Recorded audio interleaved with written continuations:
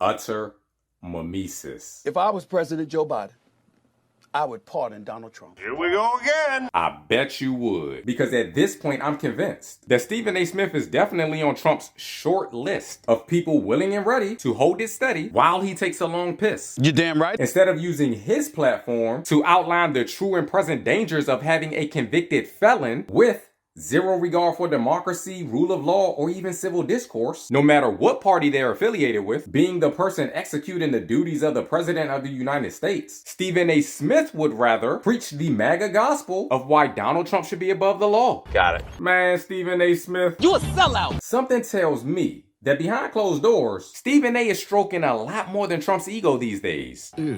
I mean, really, why else would he be parroting these same Trump falsehoods? No, he didn't win the popular vote amongst the African-American community, but he damn sure inched into some of those numbers.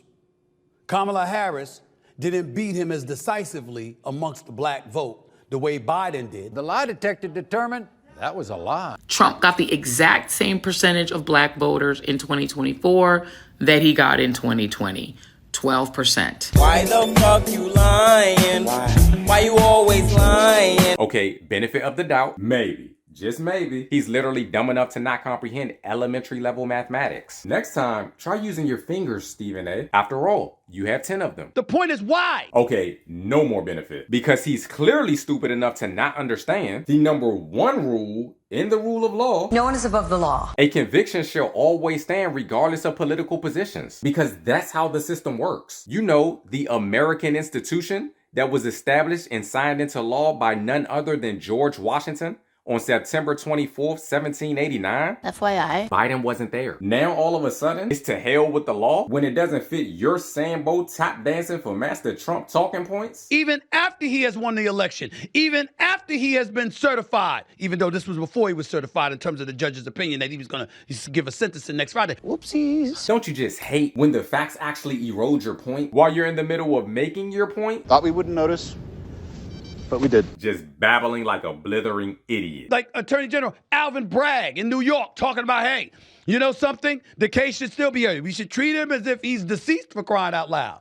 What? I do believe you're talking out of your ass. So you can have the sentencing. It's on the books. Why? One, because it's his job, which he swore under oath to uphold. Two, because it's the law. Note, it was the law before Trump's presidency, and hopefully it will be the law long after Trump's presidency. That's going to validate everything for you? No, you moron. It validates the system for everybody. Because in the United States justice system of law and order, you have a trial followed by a verdict that leads to sentencing when you're guilty. Anything otherwise undermines the integrity of that system. But who are we kidding, Stephen A? We can't expect you to understand integrity. Because you never had any. If anything, our leaders need to be held accountable even more so than ordinary citizens, because they're actually bound by an oath. And since the mistakes they may make affect much more than themselves, they should face the music just like the rest of us. Because justice should never have to compete with privilege. Did you get him?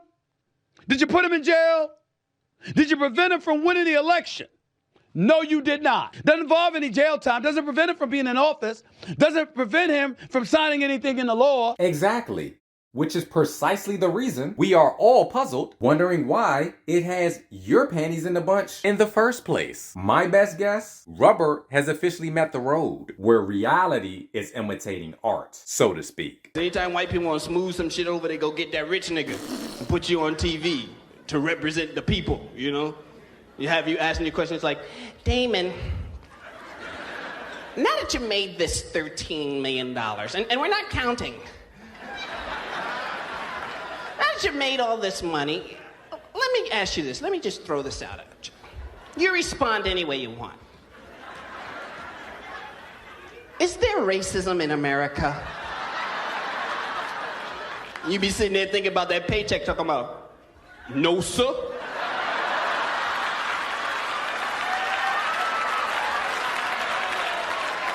If and there is, I ain't seen none. I think when people call him racist and stuff like that, I've never thought of Trump that way. Wow, that's called pinning the tail on the donkey. And Stephen A. Smith makes for one hell of a jackass. Hey, thanks again for watching. Please do not forget to comment, like, subscribe, follow, all the above. Whatever you do, As always, thank you for doing it. Peace.